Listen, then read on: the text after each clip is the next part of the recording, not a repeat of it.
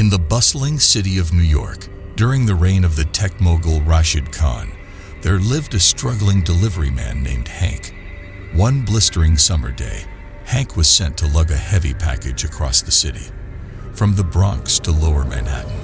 He barely made it halfway when exhaustion overtook him. Finding himself on a serene street, lined with posh brownstones and fragrant flower beds, he set his burden down and slumped against the cool marble steps of a grand mansion. The air was filled with the heady scent of exotic incense, mingling with the aroma of freshly brewed coffee wafting from the open windows. From within, he heard the soft strains of classical music, laughter, and the clinking of fine china. The tantalizing smells of gourmet dishes drifted out, making his mouth water and his stomach rumble. Hank wondered who could afford such opulence in this city of hustlers and dreamers. His curiosity piqued. He approached a sharply dressed doorman standing by the entrance and asked, "Hey man, who owns this place?" The doorman, with a haughty look, replied, "You mean to tell me you live in New York and don't know that this is the residence of the renowned adventurer and entrepreneur, Sid the Sailor?" Hank had heard stories of Sid's vast wealth and luxurious lifestyle, and he couldn't help but feel a pang of envy.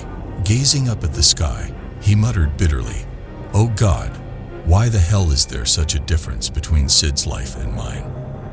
Every day, I bust my ass just to scrape by, barely affording stale bread to keep me and my family alive, while this guy spends cash like it's nothing and lives in the lap of luxury. What did he do to deserve such a sweet life? And what did I do to end up in this shit situation?" Just as he finished speaking, the mansion's door opened and a man in a crisp suit stepped out, gesturing for Hank to follow him inside.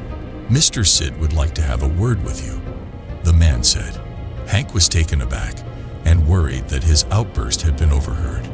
He tried to refuse, saying he couldn't leave the package unattended, but the man assured him it would be taken care of and insisted that Hank come inside.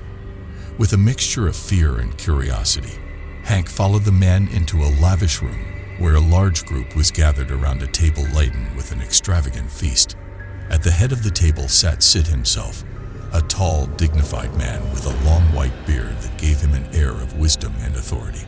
Surrounding him were attendants ready to cater to his every whim. Hank, feeling out of place and anxious, greeted the assembly with a nervous bow. Sid beckoned him to sit at his right hand, serving him choice delicacies and pouring a glass of fine wine. As the banquet drew to a close, Sid leaned in and asked, "Tell me, what's your name and what do you do?" "My name is Hank," replied the delivery man, still uneasy. "I'm glad to see you here," Sid continued warmly. "And I'm sure everyone else here feels the same, but I want to know what you were saying just now outside." Sid, having overheard Hank's lament, had sent for him out of curiosity and a desire to set the record straight. Hank, blushing with shame, stammered, I said some things out of frustration and exhaustion, and I hope you can forgive me." Sid smiled gently. "Don't worry, I'm not angry. I understand your situation all too well, but I think you've got the wrong idea about me. You probably think I got all this wealth and comfort without any effort or hardship. But believe me, my life has been filled with unimaginable dangers and relentless toil." Turning to the rest of the guests, Sid continued, "Friends, I assure you, my adventures have been harrowing enough to deter even the greediest souls from seeking fortune across the globe. Since you might have only heard bits and pieces about my 7 voyages and the perils and wonders I encountered, let me now give you a full and true account. Trust me, it's a story worth hearing."